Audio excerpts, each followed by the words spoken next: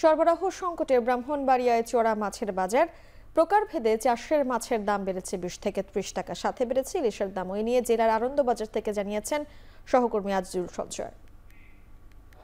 ব্রাহ্মণবাড়িয়ার বাজারগুলোতে সরবরাহ ঘাটতির কারণে দাম বেড়েছে চাষের মাছের। এছাড়া সপ্তাহ ব্যবধানে কেজিতে প্রায় 300 টাকা পর্যন্ত দাম বেড়েছে মাছের রাজা ইলিশের। আমরা আজকে এই আনন্দবাজার এসে যেটি দেখতে পেয়েছি, এখানে গত 2 থেকে 3 দিন ধরে মাছের আমদানি কম হচ্ছে বলে আমাদেরকে ব্যবসায়ীরা জানিয়েছেন, যার ফলে মাছের দাম কিন্তু কিছুটা ঊর্ধ্বমুখী। মূলত সব ধরনের মাছই কিন্তু দাম বেড়েছে বলে আমরা জানতে পেরেছি। এছাড়া ইলিশ মাছের দাম কিন্তু সবচাইতে বেশি বেড়েছে।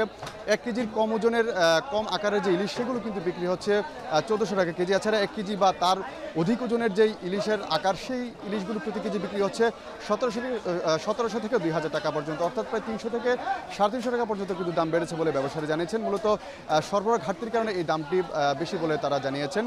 এখানকার যারা ব্যবসায়ী আছেন তারা যেটি বলছেন যে গত 2 থেকে 3 দিন ধরে এই বৈরী আবহাওয়া এবং বৃষ্টির কারণে দূর দূরান্ত থেকে কিন্তু মাছের গাড়িগুলো আসতে পারছেন, যার ফলে চাহিদার তুলনায় মাছের কিন্তু এখানে একটি সংকট দেখা দিয়েছে। সেজন্যই দাম কিছুটা ঊর্ধ্বমুখী। তবে ব্যবসায়ীরা বলছেন যে আগামী সপ্তাহে হয়তোবা এই যে চাষের মাছের সরবরাহ বাড়বে, তখন এই দামটি কিছুটা কমবে।